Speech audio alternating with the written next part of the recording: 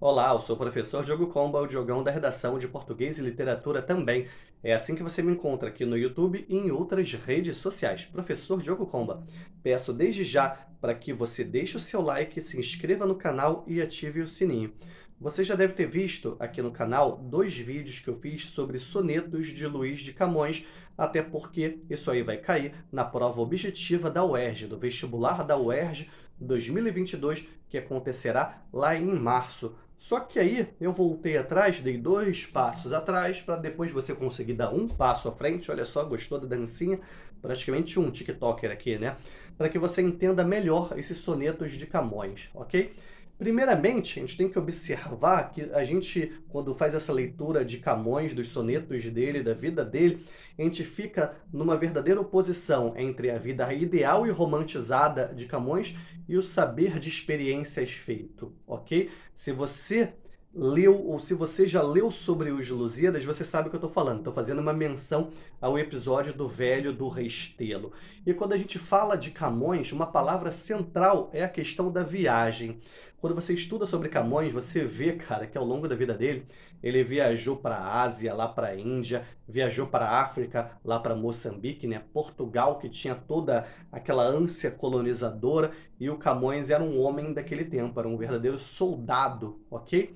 E ele tinha a questão ali do conhecimento tradicional da Idade Média, mas o humanismo renascentista, que não era, na verdade, uma questão de opostos, não era tradição versus modernidade. Na verdade, caminhava-se junto ali. A gente observa, inclusive, em muitos sonetos de Camões, até menção à religião, por exemplo. Havia ali uma tentativa de imitar os valores greco-latinos e, quem sabe, superá-los, algo bem próprio do Renascimento, ok?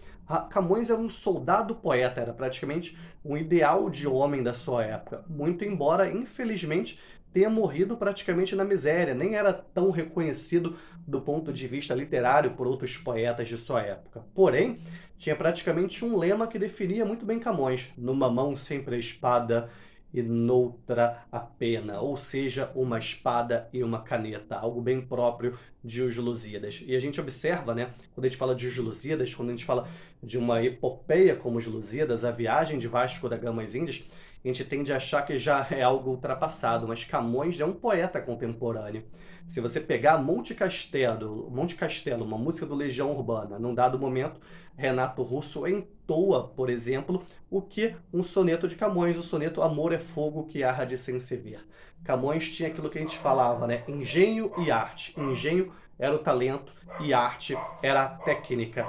E tudo isso proporcionando um verdadeiro encanto aos leitores. Ele até fala em Os Lusíadas: se para tanto me ajudar engenho e arte. Camões tinha aquela questão das letras humanas, muito ligado aos autores antigos, e as letras divinas, algo muito ligado à Bíblia. Camões teve, inclusive, publicadas suas obras com cortes e modificações impostas por não se tolerar tanto a temática amorosa naquela época. Camões foi um verdadeiro precursor de bastante coisa na poesia, na literatura daquela época. Se Os Lusíadas, por exemplo, fosse em outro idioma, muito provavelmente Camões teria um prestígio maior ainda do que ele tem. Olha só isso, certo? E olha só, Camões e a sua geração trouxe uma verdadeira transformação nas letras portuguesas. Era o chamado modo itálico, os poetas daquela época muito influenciados pelos poetas do Renascimento italiano, certo? O Renascimento muito forte na Itália, muito forte ali na Europa. Portugal também encampou bastante disso em suas artes, né? Era o novo estilo, era o novo espanto, com sonoridades e ritmos novos para a língua portuguesa, algo que a gente vê presente até hoje na música popular brasileira. Eu não estava falando agora mesmo, por exemplo, de Legião Urbana, a gente nota em muitos dos sonetos do Camões a questão do sofrimento amoroso, certo? Algo que é bastante presente hoje em dia também, na questão da sofrência no sertanejo, no pagode, seja lá onde for. O amor, aí, olha só isso, cara, como era, tinha a questão do sofrimento amoroso, e o amor por uma mulher poderia fazer com que o poeta ascendesse ao plano divino, certo? Olha só aí, uma temática extremamente mundana, que era o amor, mas a questão da religião, novamente, como se o amor por uma mulher, certo? levasse o poeta a uma outra dimensão praticamente. Olha só, né? A dimensão social da poesia nesse momento, um indício civilizatório, digamos assim. O Renascimento surgiu na Itália e foi amparado, incentivado pelas grandes famílias, pela fortuna de poderosos da igreja. Muito embora, por exemplo, descendentes de Vasco da Gama não tenham ajudado lá em grande escala Camões. Camões chegou a declamar os mais de 8.000 versos de Os Lusíadas para monarcas da época e nem deram muito papo para ele. Tinha monarcas da época mais preocupados com caçadas, por exemplo. Mas se você pega os sonetos de Camões, observa bastante isso. Você pega esses sonetos de Camões, eles são feitos para serem cantados. Na época tinha uma difusão oral muito própria dos sonetos de Camões. Era bastante difícil também identificar se aquele soneto era ou não de Camões. Era muito comum alguns sonetos de Camões se perderem e, ao mesmo tempo, sonetos de outros autores serem considerados de Camões. Olha só isso, né?